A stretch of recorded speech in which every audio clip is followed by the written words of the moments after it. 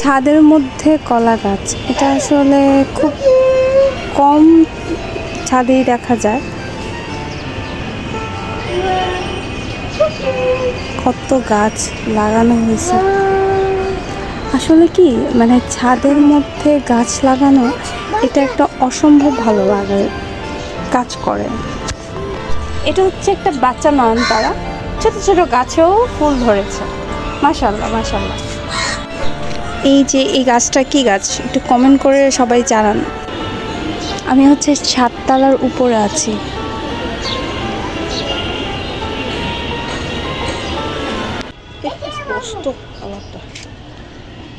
আপু ভিডিও করতেছে।